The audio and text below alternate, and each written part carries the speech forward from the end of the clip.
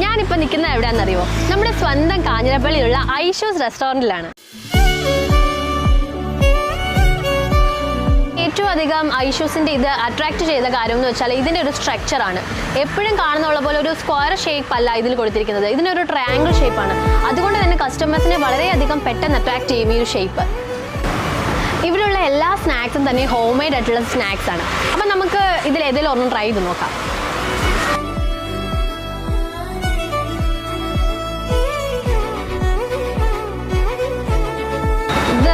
ഇവിടുത്തെ chicken cutlet ആണ്. ഇതെല്ലാം ഹോം മെയ്ഡ് ആയതുകൊണ്ട് തന്നെ നല്ല ഹെൽത്തി ആയിരിക്കും എന്ന് ഉറപ്പാണ്. ഇത് നമുക്കൊന്ന് കഴിച്ചു നോക്കാം എങ്ങനെയുണ്ടെന്ന് പറയാം.